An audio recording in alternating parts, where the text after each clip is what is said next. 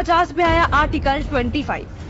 कांग्रेस 1950 में आर्टिकल 25 को लेकर आई, जिससे धर्म परिवर्तन को मान्यता दे दी गई। और सबसे ज्यादा किसका धर्म परिवर्तन हुआ ये सब जानते हैं, लेकिन ये तो सिर्फ शुरुआत थी। नेहरू 1950 में आर्टिकल 28 लेकर आए और हिंदुओं से धार्मिक शिक्षा का हक छीन लिया। लेकिन आर्टिकल 30 के तहत अल्पसंख्यक अपनी धार्मिक शिक्षा दे सकते हैं। धार्मिक शिक्षा के बाद निशाने पर थी धार्मिक संस्थाएं। 1951 में HRCE एक्ट, 1951 में Hindu religious and charitable endowment act लेकर आए। उन्होंने कारण दिया कि बड़े मंदिरों का रखरखाव सही से हो सके, लेकिन इसकी आड़ में कब्जे कर लिए, जिसके तहत भारत में मौजूद बड़े बड़े मंदिरों का प्रबंध सरकार ने अपने हाथों में ले लिया और मनमाने ढंग से इनकी संपत्ति का दुरुपयोग किया। और ये सिर्फ हिंदुओं के मंदिर पर लागू था, बाकी धर्मों या धार्मिक स्थल पर लागू नहीं था। 1956 में हिंदू कोड बिल आया। 1956 में नेहरू सरकार हिंदू कोड बिल लेकर आई, लेकिन अल्पसंख्यकों के लिए इन्होंने पर्सनल लॉ बोर्ड को बिल्कुल हाथ नहीं लगाया।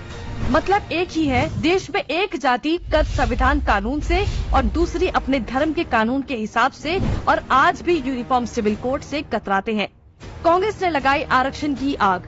कांग्रेस आरक्षण लेकर आई, जिससे हिंदुओं को बांटने का काम किया गया, जिससे सबसे बड़ा नुकसान हिंदुओं को हुआ।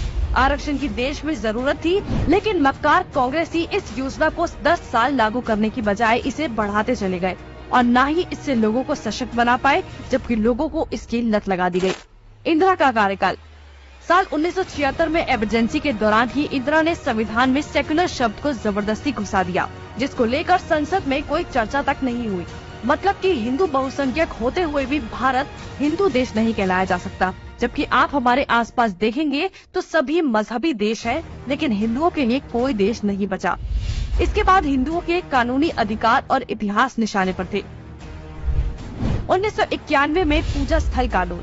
1991 में कांग्रेस ने पूजा स्थल कानून बनाया, जो बेहद हिंदू विरोधी कानून था, क्योंकि इस कानून के तहत हिंदू, सिख और जैन मुगलों के कब्जे से मंदिरों को छुड़ाने के लिए लड़ाई ही नहीं लड़ सकते। उनके पास दलील सुनने का कोई कानूनी अधिकार ही नहीं छोड़ा गया। हमने लाखों मंदिर और उनका इतिहास खो दिया। 1992 माइनॉरिटी कमीशन एक्ट।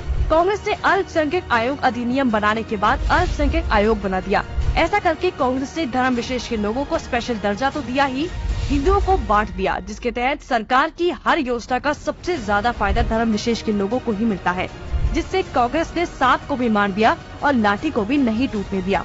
मतलब साफ है, हिंदुओं को भी बांट दिया और धर्म विशेष के लोगों को भी खुश कर दिया। जब देश सेकुलर बना दिया तो मेजॉरिटी और माइनॉरिटी की जरूरत ही क्या थी।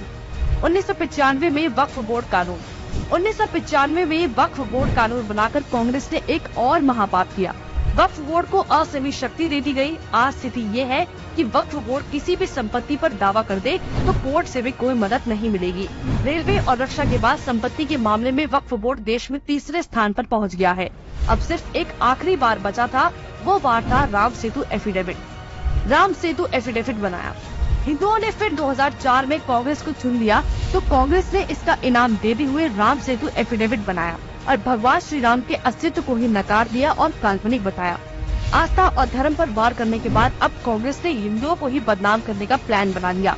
2009 में हिंदू आतंकवादी घोषित।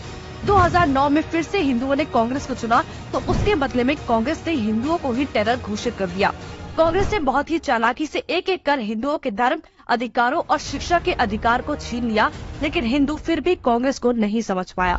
औरंगजेब ने हिंदुओं को खत्म करने के लिए तलवार का इस्तेमाल किया, तो कांग्रेस ने हिंदुओं को खत्म करने के लिए संविधान का इस्तेमाल किया। फिर भी कांग्रेस ही बोल रहे हैं कि लोकतंत्र खत्म हो रहा है।